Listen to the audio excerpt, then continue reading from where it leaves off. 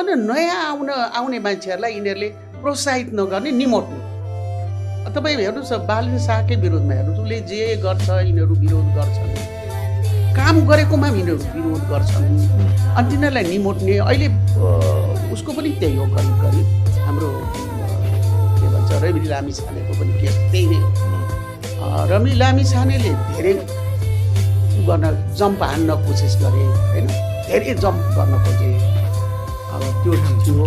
अब उनलाई पनि अहिले त्यही गरे हो, आउने हरेकलाई त्यही गरे, प्रलोभन दिने। बालनलाई पनि अब टार्गेट हुनसक्छ तपाईँलाई त्यस्तो लाग्छ? तर त्यो बालन त कडा छ। कस्तो कुन हिसाबले? त्यसका पछाडि मान्छेहरू छ, हिजो र ट्रेडिसनमा ल्याउने बेला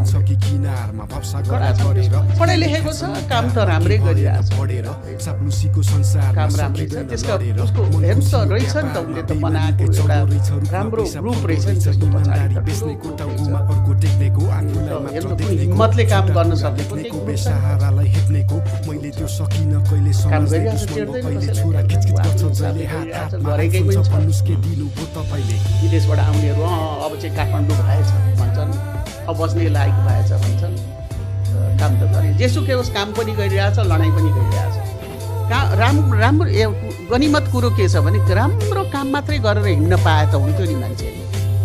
अब मान्छेले काम गर्नु पनि परेको छ, आलोचना र प्रहार पनि खप्नु परेको छ। त्यो स्थिति छ क्या मुलुकमा। नयाँ आउनेलाई त्यही छ।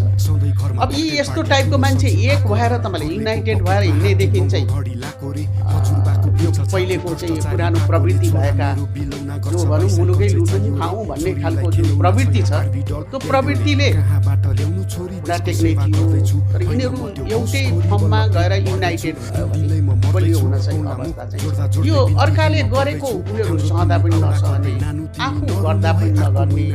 केले हो एउटा भन्छ नि, त्यसले आफ्नो घर पनि बनाउँदैन, कुनै के गर्दैन भनेपछि मुलुक बनाउँदा पनि नबनाउने, एकदम आड भएर बस्ने एउटा चाहिँ के छ भन्दाखेरि अवरोध भएर उनीहरू बसेका छन्।